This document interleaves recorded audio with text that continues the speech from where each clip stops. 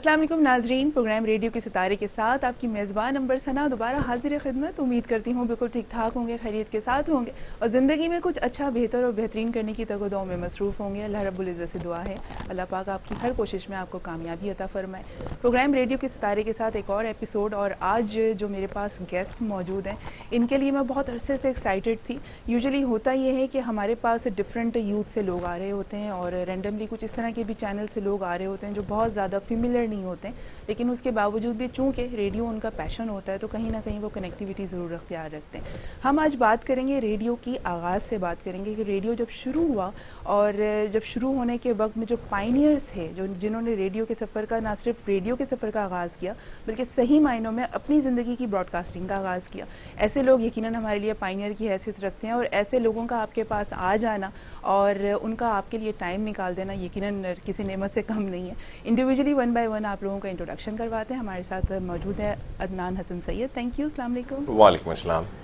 और हमारे साथ मौजूद हैं ज़िशान, और बातें बहुत सारी हैं करने के लिए, लेकिन सबसे पहले ज़िशान को करते हैं वेलकम और कहते हैं अस्सलाम वालेकुम। ज़िशान जी, कैसी हैं? वालेकुम अस्सलाम, बिल्कुल ठीक ठाक। थैंक यू सो मच आप लोगों के टाइम का।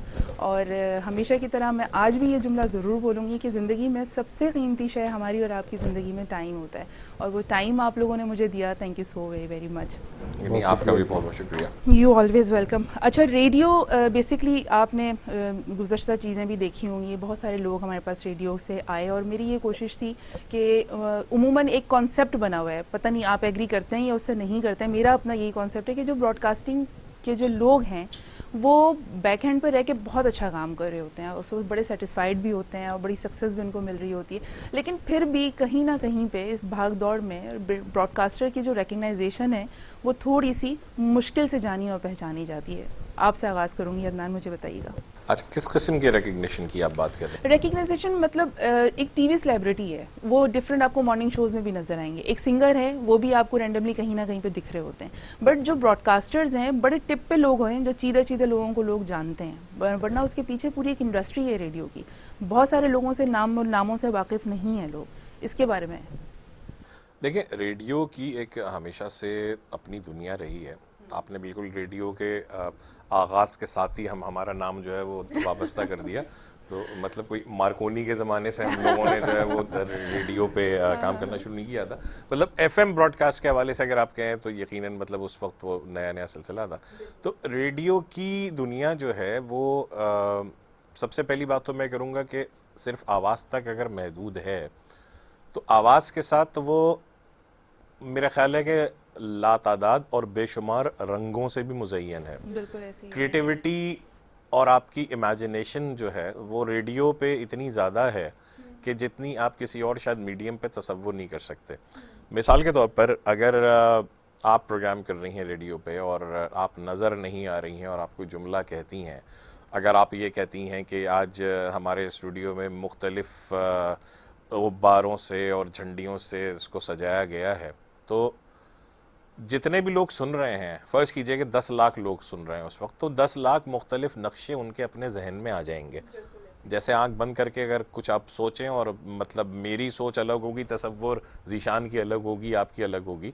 तो रेडियो मैं बोल रहा हूँ माइक्रोफोन पे, मैं कैसा नज़र आता हूँ, मेरा इस वक्त बैकग्राउंड क्या हो रहा है, अगर और मैं उस वक्त क्या मेरे फेस एक्सप्रेशंस हैं, आसपास में मेरे लोग क्या कर रहे हैं, क्या हो रहा है, हर मीडियम पे आपको नज़र आ जाता है।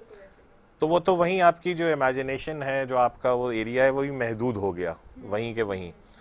टेलीविज़न है, उसने आपको दिखा दिया कि अच्छा आप ऐसे नज़र आ रहे हैं इस वक्त और कुछ कर रहे हैं। रेडियो पे आप हर चीज़ आवाज़ से जब क्रिएट करते हैं तो वो बहुत अच्छा एक माहौल होता है। और हमारे उस्ताद, अल्लाह उनको बहुत बहुत लंबी उम्र दे और उनका साया हमारे सर पे सलामत रखे, निसार मेमन साहब का, कि उन्होंने हमें यही कहा था कि रेडियो का जो आदमी है उसको नज़र तो बिल्कुल आना ही नहीं चाहिए कहीं।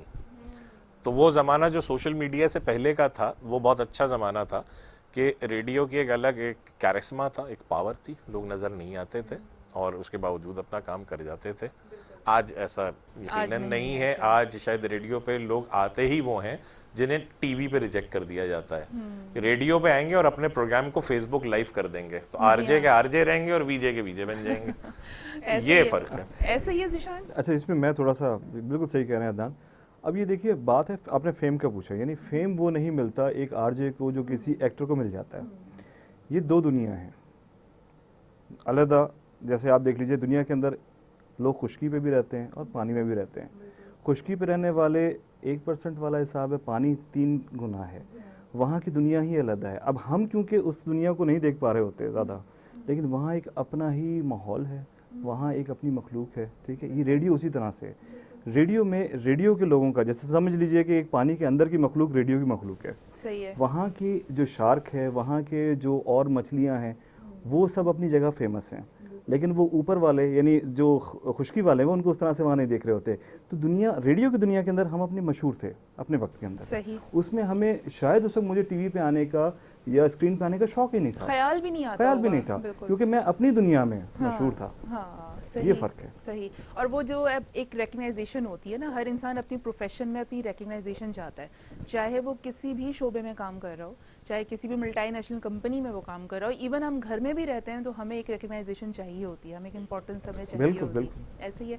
अच्छा, अब आगाज करते हैं आपकी जर्नी का, शुरू करते हैं। वो मैंने मार्कोनी से नहीं बुलाया आप लोगों को एक्चुअली देखें, पाकिस्तान में जब से एफएम का इनेकाद हुआ है या एफएम जब से लॉन्च हुआ है, उससे पहले हम एक वर्ड सुनते थे रेडियो पाकिस्तान। तो रेडियो पाकिस्तान को मैं ये समझती हूँ उसकी अपनी एक वैल्यू जो डे वन में थी वो आज भी वही सही है, उसमें कोई फ़र्क नहीं आया। और फ्रीक्वेंसी मॉड्यूलेशंस के जितने अपने एराज हैं या जो चैनल्स हैं उनकी अपनी एक स्वाबदीद है, उसको हम कंपेयर नहीं कर सकते, ठीक है। तो अब आप मुझे बताएं कि आपने पाकिस्तान में जब रेडियो का आगाज़ हुआ, आपने जब से अपनी जर्नी शुरू की, तो कैसे मौका मिला, कैसे अचीवमेंट आपको मिली, अपॉर्चुनिटी किसी ने आपको गाइड किया या क्या सिलसिला था, वो थोड़ा आप मेरे नाज़रीन को। देखिए, रेडियो पाकिस्तान के ज़माने में भी जो एक आपका ऑल्टरनेट चैनल्स थे, ऑल्टरनेट ब्रॉडकास्ट था, वो भी चैनल बेशक एक था, मीडियम वेव था, लेकिन वहाँ पर भी कमर्शियल एक्टिविटी हो रही थी। फिर उसके बाद वर्ल्ड सर्विस थी। तो जो आप रेडियो पाकिस्तान के एक रिवायती आप ब्रॉडकास्ट सुन रहे होते थे, उससे हटके भी आपको बहुत कुछ करने का मौका मिलता था। कमर्शियल प्रोग्राम्स होते थे, ब्रांड्स खुद करते थे।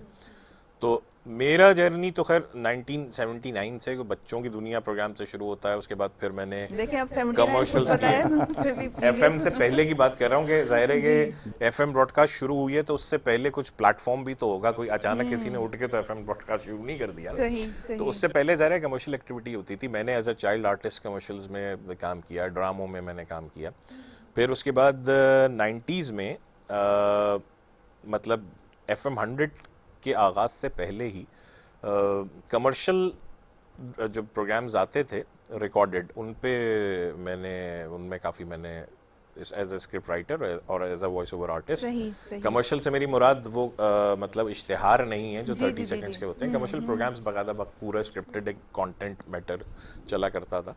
उसमें मैंने एज ए स्क्रिप्ट राइटर और एज ए वॉइस ओवर मैंने काफ़ी काम किया था। और FM गोल्ड, एक FM 100 से भी पहले रेडियो पाकिस्तान का चैनल हुआ करता था, उस पर भी मैंने कुछ शोज किए थे। FM 100 पे फिर मेरे रिकॉर्डेड प्रोग्राम्स भी चले। तो जब फिर FM 101 का 98 में आगाज़ हुआ तो उस वक्त तक मुझे तकरीबन 8 साल का तजर्बा उस वक्त भी हो चुका, उससे पहले का मुझे हासिल था। तो बस फिर वो जब आगाज़ हुआ तो मैं तो उस वक्त मौजूद ही था। मेरे वालिदैन दोनों जो हैं वो रेडियो से वाबस्ता रहे। अच्छा, माशाल्लाह। तो कोई ना मुझे घर की कोई ऐसी वो टेंशन थी कि कोई क्या कहेगा क्या नहीं कहेगा, और बस समझिए कि मैं वहाँ मौजूद था और मेरे इर्द गिर्द जो है FM 101 की ट्रांसमिशन जो मतलब 100 टाइम्स आपको सपोर्ट मिला अपनी फैमिली की तरफ 100 से भी ज़्यादा, इसलिए कि बाज़ जगह मैं इंटरेस्टेड नहीं भी था तो मेरे वालिदैन ने मुझे पुश किया कि नहीं, आप कह रहे हैं ये एक ज़रिया है ऐसा कि अपने आप को पॉलिश करने का, और इससे आगे मतलब ज़िंदगी में भी प्रैक्टिकल लाइफ में बहुत सारी इसमें पॉजिटिव्स गेन करने का मौका। सही। वो जब पेरेंट्स का एक्सपोजर ब्रॉड होता है तो डेफिनेटली इसी तरह की गाइडलाइंस मिलती है। ज़िशान, आपका किस तरह से रहा सिलसिला? मेरा बड़ा मज़ेदार एक किस्सा है जिसकी वजह से मैं रेडियो में आया। जी। 1998 में मेरे एक दोस्त हैं, ठीक है जी, उनके साथ मेरा पाकिस्तान टूर हुआ, हम गए, साथ में वापस आए। मुझे अपनी आवाज़ का अंदाज़ा बिल्कुल नहीं था। देखिए, खुश शक्ल होते हैं तो लोग आपको कह देते हैं कि आप माशाल्लाह के टीवी पे आना चाहिए, लेकिन जब आपकी आवाज़ अच्छी हो तो कोई आपको ये नहीं कहता कि आपको रेडियो पे आना चाहिए। अंदाज़ा ही नहीं था कि शायद आवाज़ अच्छी है। मेरे एक दोस्त हैं, उन्होंने मुझे कहा कि जी, उन्होंने मुझे एहसास दिलाया इस बात का कि तुम्हारी आवाज़ बड़ी अच्छी है, तुम्हें रेडियो पे आना चाहिए। तो ये सुन के मैं बड़ा हैरान हुआ, अच्छा वाकई। फिर वो साहब जो हैं उन्होंने पूरा अपनी सपोर्ट दी। सही। और वही मुझे रेडियो लेके गए। ठीक है। उन्होंने जाके ऑडिशंस दिलवाए, उन्होंने पूरा मुझे रिहर्सल्स करवाई, सारी चीज़ें उन्होंने सिखाई, और वो मेरे दोस्त हैं अदनान हसन सैयद। अरे वाह, ज़बरदस्त, माशाल्लाह माशाल्लाह। इन्होंने मुझे एहसास दिलाया कि तुम रेडियो पे आ सकते हो, तुम्हारी आवाज़ अच्छी है, तुम कर सकते हो प्रोग्राम। यानी उन दिनों में जब 1998 में FM 101 स्टार्ट हो रहा था, तो अदनान के साथ मैंने FM जाना शुरू कर दिया था। इन्होंने मुझे कहा कि आ जाओ, मैं तुम्हें स्टूडियो दिखाता हूँ। दोस्त है, साथ में देखते गए, चीज़ें देखते गए, फिर शौक़ पैदा हुआ कि प्रोग्राम कर सकता हूँ। फिर पूरी सपोर्ट अदनान ने मुझे दी, उसमें सिखाया कि ब्रॉडकास्टिंग होती क्या है, किस तरीके से आपने बोलना है, क्या बोलना है, अंदाज क्या होगा। हम लोग बड़े डरे होते थे, बड़ा मुश्किल था। मेरा जो ऑडिशंस हुए बड़े मुख्तलिफ थे। 3 ऑडिशंस मेरे हुए थे, एक में मैं क्लियर हो गया, सेकंड में मुझे उन्होंने मना कर दिया, जी आप नहीं आ सकते। थर्ड मैंने फिर अब मना करने की कोई वजह नहीं बताई, बस ये कि जी आप नहीं हो सिलेक्ट इसके अंदर, मतलब आप में नहीं है पोटेंशियल वो, ठीक है। थर्ड मैंने फिर जो है वो ऑडिशन थर्ड दिया, उसमें मैंने जो है वो, मैं था, शर्फ कैसर था, सही, अगर आप नाम साहब ने सुना, हम दोनों थे। अच्छा, हम दोनों जो हैं इतने सारे लोगों में बैठे हुए थे, उससे बड़ा फेम हुआ करता था, बड़े लोग आते थे ऑडिशन देने के लिए, और जो सिलेक्ट हो जाए वो अपने आप को बड़ा खुशकिस्मत समझा करता था। सही, ऐसा ही है, बिल्कुल ऐसा ही है उस वक्त। जी, तो हम सारे बैठे हुए थे स्टूडियो के अंदर, तो ऑडिशन देने के लिए। अच्छा, मेरे दोस्त आते हैं मेरे पास, ऑडिशन हो रहे हैं, बस तैयार रहना, भी बुला रहे हैं, ये अदनान साहब। तो मैंने कहा वो स्क्रिप्ट क्या होगा, तो कहने लगे स्क्रिप्ट कुछ नहीं होता, आपने फिलवदी जो है वहाँ पे माइक पे बात करनी है। सही। आप यकीन कीजिए, ये सुनना था और मैं उठ के निकल गया वहाँ से। मैं, अगर अदनान आपको याद, ये बात नहीं होगी शायद, मैं ऑडिशन से चला गया। अच्छा। उठ के नहीं यार, मैं ऐसे कैसे दे सकता हूँ। उसके बाद फिर मैं अगले दिन आया, और उस दिन जो है वो शर्फ कैसर भी था, मैं भी था। तो हमने, अच्छा इतने सारे लोग बैठे हुए थे, उसमें क्या किया कि हमने उठ के दोनों ने आपस में डिस्कशन शुरू की। ना मैं शर्फ को जानता था, ना शर्फ मुझे जानता था, लेकिन हमने आपस में बातचीत शुरू कर दी कि यार अपना जो ये टेंशन है ना, इसको किल हमने करना है। सही है। और उठ के इतने सारे लोगों के दरमियान हमने उठ के चलना शुरू कर दिया और ऑडिशन देना शुरू कर दिया, आपस में बात करते हुए, सब लोगों में देख रहे हैं। लेकिन कॉन्फिडेंस लाने के लिए आपको ये चीज़ बड़ी डिफरेंट थी है, ठीक है। इतने सारे लोगों में आपको वहाँ जाके जो एकदम से एक नई चीज़ मिलती, वो हमने वहाँ स्टार्ट कर लिया। उस तमाम लोगों के अंदर जितने लोग थे, मैं और शर्फी वहाँ सेलेक्ट हुए थे उस दिन। इस तरह से सिलेक्शन हुई थी हमारी। जबरदस्त। और कितने लोग थे अंदाजन याद है ऑडिशन के लिए? उस वक्त जो इनिशियल सेलेक्ट हुए थे, मेरे ख्याल से 15 लोग बैठे हुए थे अंदाजन, तकरीबन 12 से 15 लोग थे जिनके ऑडिशंस होने थे, और उसमें से सिर्फ उस दिन मैं और शर्फ जो है वो। और वो सिलेक्शन की वजह आज तक पता लगी? यही था जी, कॉन्फिडेंस। सही, ठीक है। अक्सर ऐसे मैंने देखा है, बहुत सारे लोग मैंने देखा है मार्केटिंग बहुत अच्छी कर लेते हैं। आप उनको कोई प्रोडक्ट दे दें, कॉल्स आ रही होती हैं, भई आप ये ख़रीद लें जी, इतना है। लेकिन अगर आप उन जैसी शख्सियात को जब मैंने माइक्रोफोन के सामने देखा है, लिटरली मैंने फंबल करते हुए और कांपते हुए मैंने देखा है कि एक डर, जैसे माइक्रोफोन नहीं है, वो कोई ऐसा एक इक्विपमेंट है जो आपको भी मारेगा। इसी को बता दूं आपको, हमारे इंजीनियर्स होते थे पहले, हम लोग कंसोल ऑपरेट खुद नहीं करते थे, इंजीनियर्स होते थे, वो सारा दिन बैठ के इंजीनियर्स ऑपरेट कर रहे हैं, उनके साथ डिस्कशन कर रहे हैं बड़े आराम से, यार आपको इस तरह बोलना चाहिए, आपने ये नहीं किया, आपने वो नहीं किया, वगैरह वगैरह। वो साथ साथ हमारे प्रोड्यूसर भी बन जाते थे, हमें डायरेक्शन भी दे रहे होते थे। जब प्रोग्राम ऐसे आते थे कि जिसमें हम उनको एज ए गेस्ट लेकर आते थे, जब माइक के सामने आए अच्छे बड़े इंजीनियर्स, फिर उसके प्रोग्राम के बाद उन्होंने कहा यार आप लोग जो काम करते हैं बहुत मुश्किल है, बहुत मुश्किल है। क्या कहते हैं? बिल्कुल। और इनके और शर्फ कैसर के मुतालिक मैं कहना चाह रहा हूँ कि ये लकीर है, ऑडिशन क्लियर कर लिया, इनको शायद कुछ हफ्ते के बाद जो है पहला शो भी मिल गया।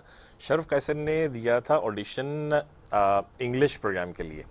तो इंग्लिश के तो 2 ही स्लॉट्स होते थे, उर्दू के तो खैर ज़्यादा थे, तो इनकी बारी आ गई जल्दी। शर्फ कैसर को तकरीबन कोई 2-2.5 महीने और इंतज़ार करना पड़ा है अपना पहला शो करने के लिए, कि कब कोई छुट्टी लेता है या अचानक कोई केस ऐसा बनता है तो एज ए सब्स्टिट्यूट वो आए। फिर उसके बाद जो उन्होंने जगह बनाई है वो एक अलग स्टोरी है। तो मैं ये कहना चाहूँगा आपके प्रोग्राम के तवस्सुस से कि ऑडिशन भी क्लियर हो जाए आपका, तो बड़े मतलब मरहले होते हैं उसमें, सब्र आज़मा मरहले होते हैं, फ्रस्ट्रेटिंग भी होते हैं एट टाइम्स, कि आप अपने आप को एक लॉट में बेस्ट साबित कर चुके हैं, येट आपको चांस कम मिल रहा है, लेकिन जब मिलता है तो फिर छप्पड़ फाड़ के मिलता है। अच्छा, आज जो आप लोगों ने ऑडिशन का बताया, आज जो अगर मैं इसका आगाज़ करती हूँ, जैसे लाइक हम 98 से ले लेते हैं या अर्ली एजेस ले लेते हैं रेडियो के, उस वाले टेनोर में, उस एरा में और आज 2021 में आप लोगों को क्या डिफरेंस दिखता है? क्या ऑडिशन के क्राइटेरियाज चेंज हो गए हैं या व्यूज़ लोगों के चेंज हो गए हैं? क्या टोटल ओवरऑल आपको कहीं पे चेंज दिखता है या चीदा जगहों पर तब्दीली दिखती है आपको? बहुत चेंज है जी, बहुत चेंज है। देखें आज ऑडिशन तो चलें अपनी जगह, ऑडिशन के लिए आपको वही मेरे ख्याल से क्वालिटीज़ चाहिए जो आज भी चाहिए होंगी। 1 मिनट ज़िशान, आपकी बात यहीं से कंटिन्यू करूंगी। माजरत, ब्रेक का टाइम है क्योंकि ये ही वो पॉइंट होता है जो मुझे बिल्कुल पसंद नहीं है, लेकिन चलते हैं ब्रेक पे। ब्रेक का टाइम है, वापस आते हैं और ज़िशान की बात को कंटिन्यू करते हैं। Stay with us.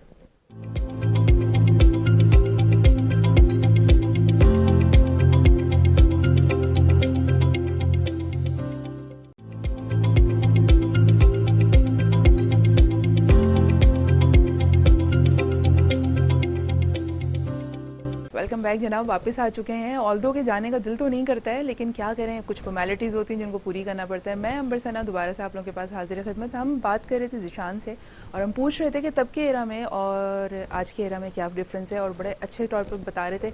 जी ज़िशान, देखिए रेडियो ब्रॉडकास्टिंग के अंदर जो खसूसियात होनी चाहिए वो तो तकरीबन वही होंगी। तालीम होनी चाहिए, नॉलेज होनी चाहिए, बोलने का अंदाज़ होना चाहिए, लहजा होना चाहिए, ठीक अल्फाज है। का तलफ़ुज़ होना चाहिए, वगैरह बिल्कुल, वगैरह।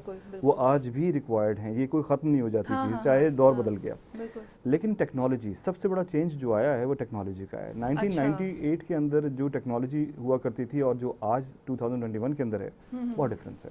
सही है। उस वक्त हम एक कंटेंट बना के लाया करते थे या उस पर तैयारी किया करते थे, ठीक है जी, किस बारे में हमने डिस्कशन करनी है, क्या है। टॉपिक्स होने चाहिए, क्या लोगों को हमने इन्फॉर्मेशन देनी है, एंटरटेन किस तरीके से करना है। आज आपके पास इंटरनेट इतना फास्ट हो चुका है, जी। मोबाइल फ़ोन्स हैं, स्मार्टफोन्स हैं। उस वक्त शायद फ़ोन्स हुआ हमारे पास हुआ करते थे, बड़ी मुश्किल से, वो भी अगर कोई छोटा वाला मोबाइल जी, वो जी, बटन्स जी। वाले होते थे जी, वो हुआ जी। करते थे। अब आपके पास देखिए कितना कंटेंट अवेलेबल है। ऑल दो आज बहुत अच्छा, मतलब ये पॉजिटिव पॉइंट है जी, जी। कि आप चाहें फ़ौरन आप सर्च कीजिए, आपने जिस टॉपिक पे बात करनी है, जिसकी नॉलेज आपने लोगों को देनी है, आपके पास रेडीली अवेलेबल होती है। उस वक्त आपको तैयारी करनी होती थी, बाकायदा तौर पे। बिल्कुल। उस वक्त वो दौर अलग था, ये दौर अलग है। अब आपके पास गाने जस्ट ऑन वन क्लिक हैं, ऐसा ही ठीक है, है। बिल्कुल ऐसे ही है। हम वो एक कैसेट्स का पूरा हमारा एक बास्केट हुआ करती थी जिनको हम खुद क्यू किया करते थे, ठीक है सही, जी। सही। अगर क्यू की भी मिल गई हैं दैट्स फाइन, वरना हम क्यू करते थे, रजिस्टर में गाने हम लोग लिखते थे नेक्स्ट प्रोग्राम के लिए। तो वो गाने हमारे तैयार होते थे, वो हम प्ले करते थे। वो कैसेट प्लेयर जो है वो कितना रिलायबल है, ठीक है, वो उसको भी सलीम हैंडल जावेद की करना। पूरी सीरीज लेते होंगे, सजाद अली की पूरी सीरीज आती होगी और तहसीन बिल्कुल, जावेद की पूरी बिल्कुल ऐसे सीरीज ही आती होगा, होगी। बिल्कुल बिल्कुल। तो ऐसे ये इस तरह से देखा जाए तो एंड आज यकीनन किताबों का भी बड़ा जखीरा होगा। जरूर जरूर ऐसे किताबें ही भी पढ़ना ही है आपने, मैगजीन्स एंड बिल्कुल, न्यूज़पेपर्स। आपने मीडिया की खबरें देनी है, आपने लोगों को जनरल नॉलेज देनी है, एंटरटेन करना है साथ साथ, और म्यूज़िक के साथ साथ तमाम चीज़ें आपने लेके चलनी होती है ताकि आपको जो लिसनर है वो आपका चैनल चेंज ना करे। सही से, बिल्कुल ऐसे ही होता है। और आजकल तो मैं ज़रा ये भी देखती हूँ कि यही बात मैं हसन से भी अदनान से भी पूछूंगी, लेकिन तो अपनी बात मैं ऐड ऑन करूँगी। आजकल तो मैंने ये देखा है कि जो ब्रॉडकास्टर है, अब मैं किसी चैनल का नाम नहीं ले सकती यहाँ पे क्योंकि तनकीद करने लगी हूँ, ब्रॉडकास्टर है, उसको सिर्फ एक गाना प्ले करना है, नो मैटर व्हाट, कि वो गाना आपके कंटेंट से मैच करता है या नहीं करता है, जो जिस टॉपिक के ऊपर आप बात कर रहे हैं उस टॉपिक से वो इंटरलिंक करता है या नहीं करता है। बस उनको ये पता होता है कि इतने गाने चलाने हैं और बस इतनी सारी बातें करनी है। मेरा जब भी मैं शो करती हूँ तो मेरा ये अभी तक कंटेंट है कि जो मैं बात कर रही हूँ और जो मेरा टॉपिक है या मैं जिनसे मुखातिब हूँ, पर्टिकुलरली हम कभी कभार सिर्फ ख़वातीन से बात कर रहे होते हैं, कभी कभार हम सिर्फ सीनियर सिटीज़न से बात कर रहे होते हैं। तो सीनियर सिटीज़न को 2019 या 2017 के गानों से क्या लेना देना, उसका जो इंटरेस्ट बढ़ेगा वो डेफिनेटली जब मैं 70s 80s के गाने जब मैं उनके लिए प्ले करूँगी तो वो उनका इंटरेस्ट डेवलप करेगा। तो क्या कहते हैं अदनान, इस तरह होता है आजकल? लोग थोड़ा, जैसे मैं कह रही थी कि ओवरऑल चेंजेस जो आए हैं वो उसके हवाले से। बहुत अच्छी आपने बात की। एक्चुअली अपने पूरे प्रोग्राम की, अगर आप लाइव शो कोई करने जा रहे हैं रेडियो पे, उस पूरे प्रोग्राम का एक स्ट्रक्चर, एक ढांचा अपने सामने, अपने जहन में हमेशा रखना होता है। एक रिहर्सल आपने करनी होती है कि मैं इस वक्त से इस वक्त तक मुझे ये बात करनी है, इस वक्त से इस वक्त तक मुझे कॉल्स लेनी है और ये गाने मेरे पास मौजूद हैं। ये गाने ज़रूरी नहीं है कि मैं इसी तरतीब से चलाऊं, क्योंकि हो सकता है किसी कॉलर से मैं बात कर रहा हूं, वो कॉलर जो है अपनी किसी ट्रेजेडी पे बात कर रहा है कि मेरी वालदा बीमार हैं या फलां का इंतकाल हो गया है या पैंडेमिक से मुझे ये हो रहा है, और उसकी कॉल ख़त्म करते ही मैं भंगड़े का गाना लगा दूं। ये सारी जो है ये आपकी जो प्रेजेंस ऑफ माइंड है। एग्जैक्टली। अच्छा, टाइम मैनेजमेंट इसमें बहुत इंपॉर्टेंट है। आपने क्या क्या चीज़ें शामिल करनी है अपने कंटेंट में और क्या क्या चीज़ें आप कॉम्प्रोमाइज़ कर सकते हैं, ये आपके जहन में उस वक्त होना चाहिए। आपने कहा कि जी अगर मुझे बहुत ज़बरदस्त आज ये गज़ल तो प्ले करनी ही करनी है, अब वो गज़ल जो है वो 8 मिनट की है या 7 मिनट की है, प्रोग्राम में आपके बचे हुए 1.5 मिनट, तो वो जितनी देर में आलाप लगा रहा होगा उतनी देर में आपके जो है वो खबरों का टाइम हो जाएगा। बिल्कुल ऐसे ही है। आप ना आपने खबरों के साथ इंसाफ किया, ना अपने साथ किया, ना गजल के साथ किया। आप किस चीज पे कॉम्प्रोमाइज कर सकते हैं, क्या ये प्रेजेंस ऑफ माइंड होना जरूरी है, और किस चीज पे आप बात कर रहे हैं। आपने बिल्कुल बिल्कुल एक बहुत अच्छी की कि अगर आप किसी संजीदा मौजू पे बात कर रहे हैं, इस वक्त पेंडेमिक पे लोग बात कर रहे हैं, बिल्कुल। तो सेहत के मसले हाँ। पे बात कर रहे हैं, सफाई के मसले पे बात कर रहे हैं, और आप जो है वो हैप्पी गो लकी किस्म के गाने साथ साथ प्ले करते जा रहे हैं, वो बात समझ में आएगी नहीं। या आप किसी मतलब बहुत ही एक्सूबरेंस ऑफ यूथ वाली एक्टिविटी को डिस्कस कर रहे हैं, किसी स्पोर्ट्स को डिस्कस कर रहे हैं, यूथ फेस्टिवल को डिस्कस कर रहे हैं, और गाने जो हैं आप वो क्लासिकल प्ले कर रहे हैं, गज़लें सोती हुई रोती हुई अगर प्ले कर रहे हैं, तो ये मैच करना ही बहुत ज़रूरी है। बहुत ज़रूरी इसमें है। सिर्फ ये नहीं कि आप माइक्रोफोन पे जाके बैठ गए, आपकी आवाज़ अच्छी है, कॉन्फिडेंट हैं, तो बस आप शुरू हो गए, ऐसा नहीं है। जब तक होमवर्क आपका परफेक्ट नहीं होगा और उस प्रोग्राम की रिहर्सल आपने अपने जहन में नहीं की हुई होगी, क्योंकि मैं और ज़ीशान हम लोग ज़ाहिर है कि फुल टाइम तो वाबस्ता नहीं रहे, एक पॉइंट पे आके हम अपने अपने जो कॉर्पोरेट रिस्पॉन्सिबिलिटीज़ हैं, जो हमारी जॉब्स हैं, हम उनसे उठ के शाम को आके रात को आके प्रोग्राम कर रहे हैं, तो उस वक्त भी आप यकीन करें कि अगर मैं अपने ऑफिस से फारिग हुआ हूँ 5:30 बजे और शो मेरा 6 बजे है, तो वो जो ट्रैवलिंग टाइम है मेरा आधे घंटे का या 25 मिनट 20 मिनट का, उसमें मैं जहन में अपने बनाता हुआ जाता था कि यार कम से कम इस इंटरवल तक तो मैं सोच लूँ कि मुझे क्या करना है। सही सही। और ये एक और थोड़ा सा वक्त मैं और लूंगा, नहीं, इन्होंने प्लीज, जिक्र प्लीज, इन्होंने जो जिक्र किया, हम जिस जमाने में काम करते थे उसमें टेक्निकलिटीज इतनी होती थी कि आप मिसाल के तौर पर अजान का वक्त है, अब अजान भी किसी सीडी पे है या कैसेट पे है, ये भी हो सकता है कि आपने अजान का अनाउंस कर दिया और अजान जो है ऑन एयर नहीं जा रही, तब आपने क्या करना है, फिर ये भी आपको जहन में सोच के चलना है। हो सकता है आपका गेस्ट जो है वो कोई आर्टिस्ट हो जिसका एल्बम लॉन्च हुआ, उस एल्बम के गाने आपने प्ले करने हो और वही सीडी नहीं चल रही हो। आज तो बहुत आसान है, अगर कुछ भी नहीं चल रहा तो आप यूट्यूब से गाना उठा के ऑन एयर कर देते हैं, वो मसला नहीं बिल्कुल है ऐसा ही है। इसमें। तो ये इन चीज़ों के लिए भी तैयार होके बिल्कुल हमें चलना पड़ता था कि यार मतलब we don't have to look bad in front of the audience exactly, कि बिल्कुल क्या ऐसा ही हो है। रहा है, या हमारे चैनल पे नाम नहीं आना चाहिए। बिल्कुल ऐसा ऐसा ही हुआ है जीशान के अजान का अनाउंसमेंट हुआ, बिल्कुल। अजान ऑन एयर नहीं जा रही है। बिल्कुल ऐसा हुआ, बिल्कुल सही कह रहे हैं। उस 10 वक्त- मिनट तक आपको कवर करना पड़ता है कि आप जब तक अजान मुझे याद है, यहाँ पे मैं अपनी हिस्ट्री शेयर करना चाहूँगी। मुझे याद है एक दफ़ा 101 पे ही एक प्रोग्राम कर रही थी और ऑल ऑफ सडन जो कंसोल है वो काम करना उसने छोड़ दिया, और मुझे बैकग्राउंड पे कुछ भी नहीं है, और वो जो इंजीनियर आए तो उन्होंने कहा है कि आपने बस बोलते रहना। मुझे अब तक याद है, मैंने नॉन स्टॉप 25 मिनट्स मैंने कंटिन्यूसली बोला था, without music, without any pause देना ही नहीं था। और वो मतलब वो एक ऐसा चैलेंज आ गया था जो एक्सपेक्टेड था ही नहीं, जिसके लिए इंजीनियर भी ऑफ कोर्स तैयार नहीं था, मैं भी नहीं थी। और मैं मतलब मैंने उस दिन अपने लिए खुद ही खड़े होकर ताली बजाई थी कि अच्छा मतलब मैं इतना भी मैं बोल सकती हूँ, ऐसे ही है। अच्छा बहरहाल चले, ये चीज़ें तो हमारी चलती रहती हैं। अच्छा अब उस वक्त जब से आप लोगों ने बताया कि एक कंटेंट की पूरी तैयारी होती, तो ये कंटेंट को तैयारी करने की कोई इंस्ट्रक्शन दी जाती थी, कोई तंबीहात होती थी, कोई कहा जाता था स्पेशली, या बस ऑटो पे सब कुछ फिलबदी? स्टेजेस होते हैं आपके, जब आप नया शुरू कर रहे होते हैं तो उस वक्त आपको ज़ाहिर है कि प्रोड्यूसर की और शायद प्रोड्यूसर से ऊपर भी मैनेजमेंट की जो है वो गाइडेंस चाहिए होती है। उसके बाद फिर एक स्टेज ऐसा आता है कि चैनल आप पे डिपेंड कर रहा होता है, तो वो इतना आपके ऊपर सुपरविजन इतनी नहीं होती है, लेकिन वो डिपेंड कर रहे होते हैं कि अच्छा आप जो करेंगे वो बिल्कुल सही कर देंगे। सही अब होगा किसी वो। मतलब अगर मिसाल के तौर पर टाइम आपके शो टाइम के दौरान ही अगर सदर पाकिस्तान की तकरीर आ रही है, वज़ीर आज़म का खिताब आ रहा है, कुछ है, तो उसमें मतलब ये ज़रूरी होता है कि आप कुछ सीनियर प्रेजेंटर उस वक्त मौजूद हो जिसको पता है कि क्या करना है, क्योंकि ये चीज़ें कभी टाइम से नहीं होती हैं। बिल्कुल ऐसे। अनाउंस होता है 8:30 बजे का, लेकिन 11:15 बजे भी मतलब वो तकरीर जा सकती है, कुछ है। तो ये कंटेंट तो आप खुद मैनेजमेंट भी एक पॉइंट के बाद आपके ऊपर छोड़ देती है, जब आप सीनियर होते हैं कि अच्छा आप ये कर लेंगे और इसको आप करके फारिग हो जाएंगे।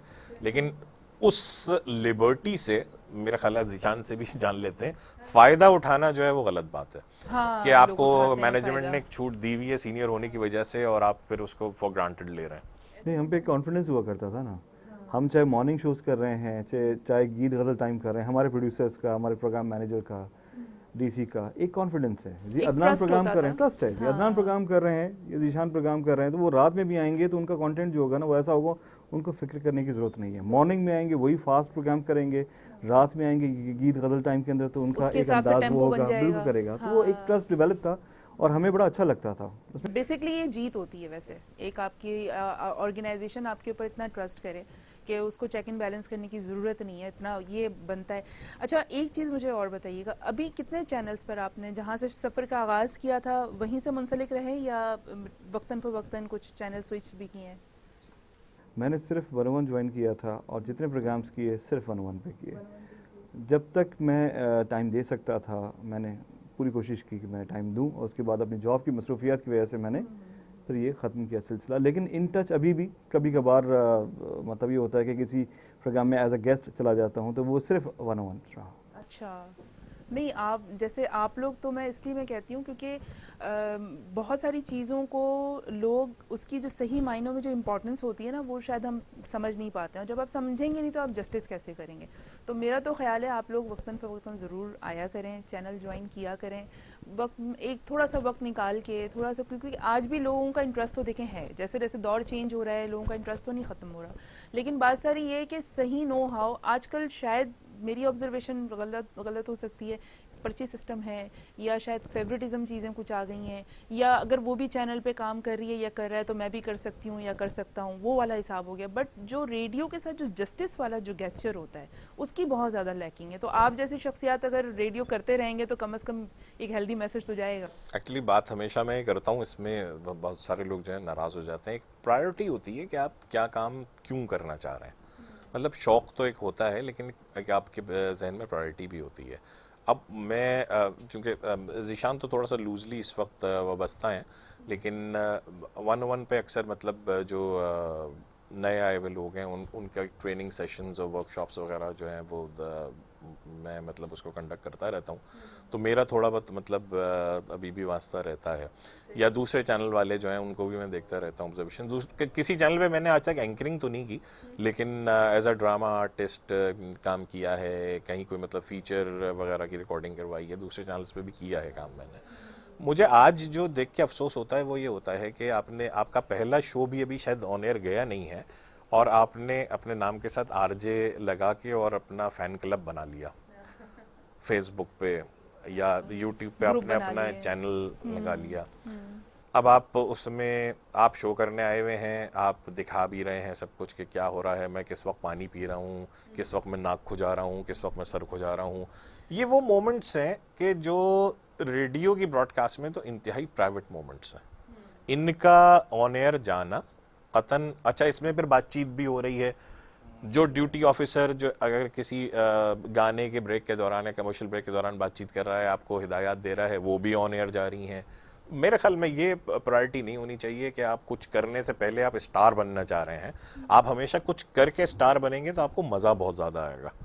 अगर आप पहले से ये माइंड बना के आएंगे कि अच्छा यार ये एक शॉर्टकट है फेम के लिए, या शॉर्टकट है कि मैं कुछ बन जाऊंगा या बन जाऊंगी, अपने नाम के साथ आरजे लगाऊं, मैं बन गई हूँ बन गई हूँ भी, हाँ बन गया हूँ या बन गई हूँ भी, मतलब एक है।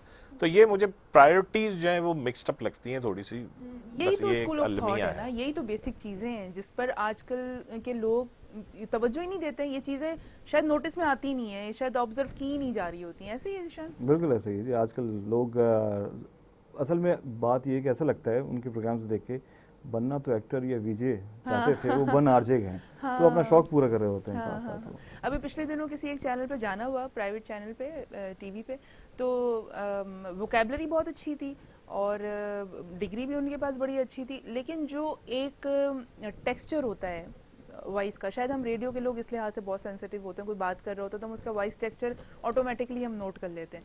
तो मुझे अच्छा, किसी रीजन से अगर आपका ताल्लुक है, अगर आप प्योर उर्दू नहीं बोलते हैं, अगर आपकी मादरी ज़ुबान प्योर उर्दू नहीं है, तो डेफिनेटली जब आप वो वाली लैंग्वेज इस्तेमाल करते हैं, उर्दू बोलने की कोशिश करते हैं या वोकैबलरी यूज़ करते हैं, तो वो आपका जो अपना एक टोन टेक्सचर होता है वो चीज़ आ जाती है, और वो चीज़ मुझे थोड़ी सी गिरां गुजरती है। मैं ये कहती हूँ कि उर्दू के साथ पूरा इंसाफ कीजिए, अगर कर सकते हैं तो बोलें, नहीं कर सकते हैं तो आप अपनी ही लैंग्वेज पे रहें। तो वो ये होता है कुछ लैंग्वेज बैरियर, कभी इस तरह से कोई प्रॉब्लम है? जैसे अब अदनान की उर्दू भी मुझे बहुत नफीस और बहुत शाइस्ता, और आपकी भी उर्दू, लेकिन कभी इस तरह का हुआ कि किसी और रीजन के ब्रॉडकास्टर से इंटरेक्शन हुआ या शो करना, जैसे कंबाइन शोज हो जाते हैं, तो एक उसकी वजह से प्रॉब्लम कभी आई है, फेस किया हुआ कभी शो के दौरान? देखिए, इसमें हम ज़रूर चाहते हैं, जब आप आरजे होते हैं ना, तो आप चाहते हैं आपका चैनल जो है ना वो ग्रो करे, और उसमें कोई भी ऐसा आपका साथी आ जाए जो रेपुटेशन जो है लग रहा हो कि इसकी वजह से ख़राब हो रही है। कुछ लोगों के असल में लहजा, अल्फाज जो वो यूज़ कर रहे होते हैं, उस पर दूसरे आरजे का जो तो सीनियर होता है, या समझदार होता है, या प्रोड्यूसर होता है, उसका दिल दुखता है। दिल दुखता है। बिल्कुल ऐसा है, हाँ। आपने बात दुरुस्त की है। ऐसा होता है कि अगर हम सपोज 20 लोग आरजेस काम कर रहे हैं ना, तो 20 में से शायद 2-3 लोग ऐसे भी आ जाते हैं बीच में जिनकी गुफ्तगू सुनने के बाद हम फ़ौरन जो है ना, हमें कहते हैं यार ये जो है हमारे चैनल में मज़ा बिल्कुल नहीं आ मज़ा रहा, नहीं आएगा। तो वो दिल हमारा बिल्कुल वैसे ये जुल्म ना करें, बिल्कुल please। जुल्म ना किया जाए रेडियो के साथ। एक जुल्म करने लगी हूँ, ब्रेक का टाइम हो गया। ब्रेक पे चलते हैं, वापस आते हैं, और एक प्रोग्राम का आखिरी हिस्सा बाकी रह गया, तो ये इस ब्रेक के बाद वापस आते हैं और सिलसिला यहीं से जारी है। सारे रखते हैं, आप कहीं नहीं जा रहे हैं, स्टे विद अस।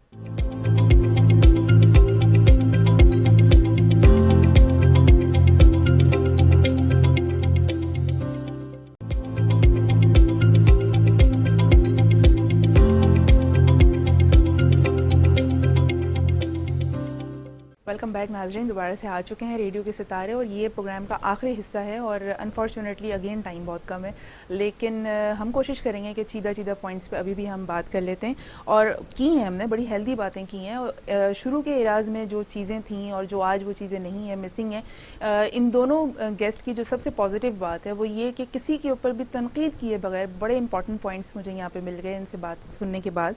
अब हम बात कर लेते हैं, कुछ इंस्पिरेशंस होती है, आपकी लाइफ में भी होती हैं, मेरी लाइफ में भी इंस्पिरेशन है, यकीनन इनकी लाइफ में भी इंस्पिरेशंस होंगे, कुछ फेवरेट कुलीग्स भी होंगे, फेवरेट ब्रॉडकास्टर्स भी होंगे जिनको ये सुनते रहने के आदी होंगे और अभी भी सुनते होंगे।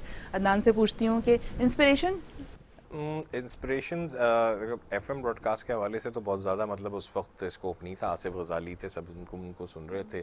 फिर अल्लाह जन्नत नसीब करे आज़ीम रफ़ी साहब एफएम 100 के दूसरी आवाज़, और उसके बाद एफएम 101 पे बहुत उनसे कमर्शियल प्रोग्राम्स में भी साथ रहा, बहुत सीखा। इनको आप इंस्पिरेशन कह सकते हैं।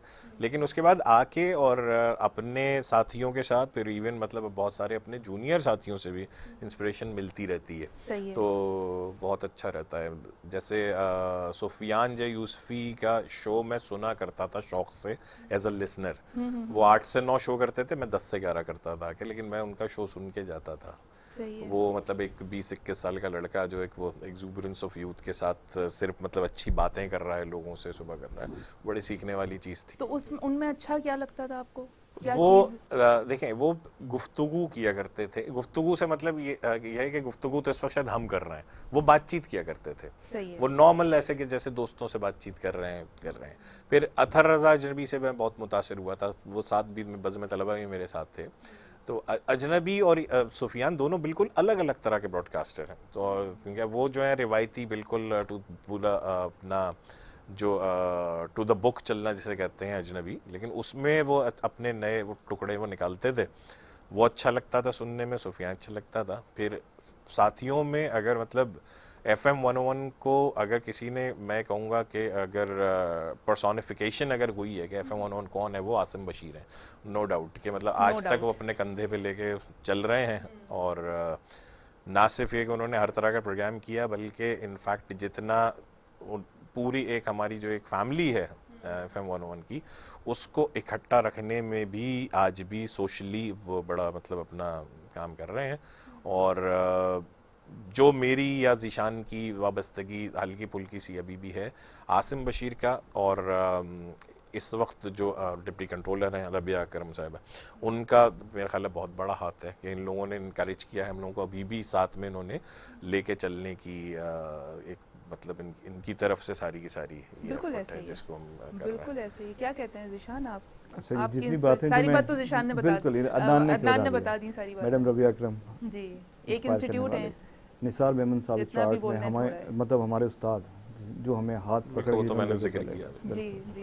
इसके बाद हमारे आरजेस हमारे साथी जो हैं, आसिम बशीर तो अब माशाल्लाह अब जैसे बात हो गई वो अच्छे हैं, सुफियान जे यूसुफी हो गए, अदनान हसन सैयद मेरे लिए ख़ास तौर से, इनको भी सुनना, इनके ज़रिए सीखना, तमाम चीज़ें। एक और चैनल है जिसका मैं नाम ज़रूर लेना चाहूँगा, FM 100, ठीक है। 101 से पहले FM 100 मौजूद था, उसने हमें इंस्पायर भी किया। 101 आया है 100 के बाद, उससे हमें एक फेम मिला उस चैनल की वजह से। उसके बाद हमने 101 ज्वाइन किया था ना, तो सीखने को और ये समझ लीजिए दिलचस्पी और अंदाज़, ठीक है, उस वक्त के जो आरजेस 100 के हुआ करते थे वो हमें बड़ा इंस्पायर किया करते थे, उनको सुनना।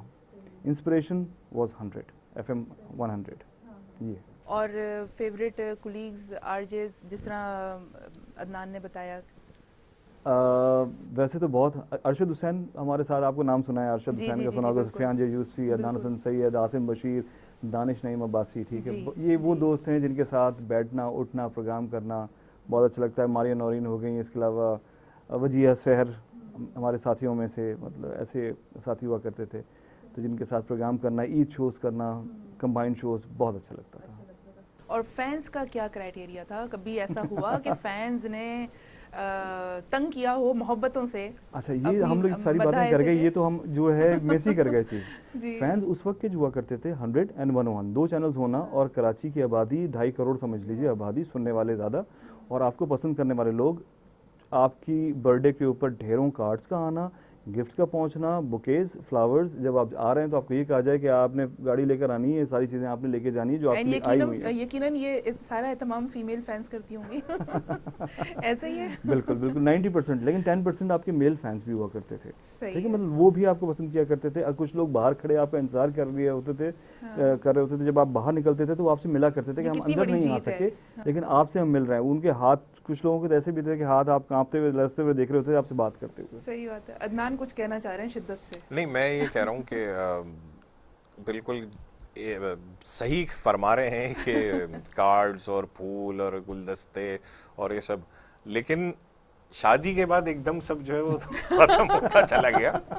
उसके बाद सिर्फ मिस जो करते है हैं यानी आप उन फैंस कुछ को? नहीं, कुछ फैंस इंतहाई संजीदा नौइयत के, जिसमें मतलब मर्द हज़रात भी हैं, ख़वातीन भी हैं, वो आज भी हैं, मतलब और मतलब बहुत बहुत शुक्रगुजार हैं हम उन लोगों के कि जो हमें बिल्कुल। मतलब सिर्फ सुन के हमें इतनी इज्जत देते हैं, इतनी मोहब्बत देते हैं। इसमें मतलब एक तो वो चीज़ होती है कि आप अपना नाम सुनने के शौक में कुछ लोग जो हैं वो हमेशा ट्रांसमिशन का हिस्सा बनना चाहते हैं, बिल्कुल लेकिन ऐसे ही बहरहाल है। जो लोग बहुत अच्छा हाँ। पॉजिटिव क्रिटिसाइज भी करते हैं, सब कुछ करते हैं, बहुत अच्छा मतलब लगता है, क्योंकि सही। कोई उनसे हमारा रिश्ता नहीं है, कोई उनसे हमारा ताल्लुक बिल्कुल नहीं ऐसा ही है। फिर भी इतनी मोहब्बत देना और इतनी इज्जत और इतना देना मान बहुत देना अच्छा और लगता इतनी अपनायत देना, और वही अपनायत और वही मान एक्चुअली में आपको बूस्ट भी करता है है। बिल्कुल। कि अगर आपके काम को कोई सराहता है तो ये समझें आपका ये फीडबैक है एक अच्छे तरीके से। अच्छा, अब हम बात कर लेते हैं एक तो प्रोग्राम के हवाले से, क्योंकि प्रोग्राम अपने अख्ताम की जानिब है, तो एक तो रेडियो के सितारे के हवाले से कुछ कहना चाहें और हमारी यूथ को कोई मैसेज इंडिविजुअली आप लोग देना चाहें तो वो ज़रूर मैं चाहूँगी कि आप लोगों के तवज्जो से जाए। यूथ को तो मैं, पहली बात तो है कि मतलब आपका प्रोग्राम बहुत अच्छी एक एफर्ट है कि रेडियो को डिस्कस किया जा रहा है किसी और मीडियम पे, तो मुझे ऐसी मतलब मिसाल कोई एक आधी मिसाल होगी कोई रेडियो को टेलीविज़न पे जो है बाकायदा इतने सारे लोगों को में दी गई हो। बाकी यूथ को पैगाम मैं देना चाहता हूँ कि आप फोकस रहें, जो भी आप करना चाह रहे हैं लाइफ में, आप उसके सबसे पहले रीजंस को प्रायोरिटाइज कर लें कि आप ऐसा क्यों करना चाह रहे हैं। क्या आप मतलब पैसा कमाना चाह रहे हैं कम वक्त में ज़्यादा, क्या आप शोहरत कमाना चाह रहे हैं, आप इज्जत कमाना चाह रहे हैं, आप क्या करना चाह रहे हैं, कैटेगराइज करें, कैटेगराइज कर लें। उसके बाद फिर उसमें आप अपनी फुल ऑन एफर्ट दें। ज़रूरी नहीं है कि आप ज़िंदगी के पहले स्टेज पे ही मल्टीटास्किंग कर सकें, बिल्कुल ऐसे ही है। आप दो Agree. चीज़ों को एक जितनी आप तवज्जो और वक्त नहीं दे सकते, तो प्रायोरिटाइज कर लें, stage by stage, step by step चलें और फिर उसके बाद अपने गोल्स को हासिल करें। इंशाल्लाह हासिल कर ही लेंगे। हिकमत बिल्कुल। अमली, बेहतरीन हिकमत अमली का जनरेट होना बहुत ज़रूरी है। जी ज़ीशान। यूथ के लिए एज अ ब्रॉडकास्टर में एक मैसेज मेरी तरफ से होगा। देखिए, सब ब्रॉडकास्टर नहीं बनते, ना बन सकते हैं, ना बनना चाहते हैं। बिल्कुल। आरजे बनना, डीजे बनना या ब्रॉडकास्टर बनना सबका एम नहीं होगा, लेकिन जो हमने इस ब्रॉडकास्टिंग से अपने अंदर चेंज देखी, उसने बड़ा हमें फ़ायदा दिया। यानी आज 20 साल मुझे तकरीबन हो गया एक मल्टीनेशनल के अंदर जॉब करते हुए। मुझे यकीनन इसकी वजह से, इस ब्रॉडकास्टिंग की वजह से वहाँ बड़ा एज मिला है और मैंने अपनी जो कामयाबियाँ हैं उसके अंदर इसका बड़ा किरदार है।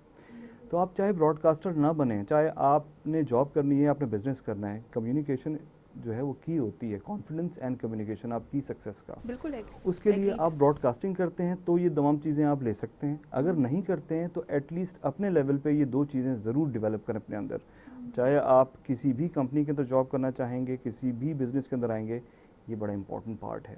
तो एज अ ब्रॉडकास्टर ये मैसेज मेरा यूथ के लिए जो कामयाब बनना चाहते हैं, इस तरफ तवज्जो ज़रूर दें। ज़रूर दें। और प्रोग्राम रेडियो के सितारे प्रोग्राम तो बहुत ही खूबसूरत। देखिए मैंने कुछ आप देखें ये प्रोग्राम्स, अपने साथियों के जब प्रोग्राम्स देखे, यानी हमें इतना अरसा हो गया, आपने अहमियत दी है, इस वक्त बहुत शुक्रिया कि हमें बुलाया है, बड़ा अच्छा फील करते हैं। तो ये रेडियो को ब्रॉडकास्टिंग को प्रमोट करने के लिए आपको जो आपने एक एफर्ट है, बहुत खूबसूरत है और बड़ा अच्छा लग रहा है। अब देखें आपके पास फील्ड भी वास्ट है, इतने सारे चैनल्स मौजूद हैं, सबके साथ आप इंटरेक्ट कर रहे हैं, नए पुराने तमाम लोगों को। आपका प्रोग्राम बहुत खूबसूरत है। हम चाहते हैं कि इंशाल्लाह ये और तरक्की करे प्रोग्राम और तमाम लोगों को तवज्जो से और ब्रॉडकास्टर की ये दोनों जो कुर्सियां हैं ये इंतज़ार करेंगी ज़रूर। मैं यही कोशिश है कि जो डिज़र्विंग लोग हों, जिनका राइट है कि उनको लोग जाने और पहचाने, उनके तमाम काम को और सराहा भी जाए। तो मैं तो ढूंढ रही होती हूँ, लोगों से रिक्वेस्टिंग कर रही होती हूँ कि प्लीज़ उनको एक अपॉर्चुनिटी मिलनी चाहिए। और इसी तरह की सारी चीज़ें होती हैं। Thank you so much. I know कि हम ब्रॉडकास्टर्स के पास बातें करने के लिए बहुत सारी चीज़ें होती हैं, लेकिन टाइम की किल्लत है, आपको पता है, कुछ फॉर्मेट्स हैं उनको फॉलो करना पड़ता है। Thank you so much once again. और अल्लाह पाक आप लोगों को अपने अपने तमाम शोबा जात में कामयाबी अता फरमाए और इसी तरह से आते जाते रहिएगा। इंशाल्लाह दोबारा भी मद्दू करेंगे। ये था आज का प्रोग्राम। ऑल्दो ये बात पता नहीं एक प्रोग्राम में मैं कितनी दफ़ा कहती हूँ कि मेरा नहीं दिल करता है प्रोग्राम को रैप अप करने का, बट यू नो बहुत सारी फॉर्मेलिटीज़ होती हैं जो प्रोफेशनली आप बाउंड होते हैं, उसको करना पड़ता है। ये था आज का प्रोग्राम। हमारे साथ अदनान हसन सैयद और ज़िशान मौजूद है। बड़ी कारामद गुफ्तगू हुई है एंड मैं उम्मीद करती हूँ कि जब आप लोग ये प्रोग्राम देखेंगे और यूथ जब हमारी देखेगी और जब सीनियर सिटीज़न हमारे प्रोग्राम देखेंगे, यकीनन बहुत ज़्यादा कुछ आपको सीखने का मिलेगा। इजाज़त लेंगे नेक्स्ट एपिसोड तक के लिए। इंशाल्लाह अपना ख्याल रखिएगा। Take care. टाटा। अल्लाह हाफ़िज़।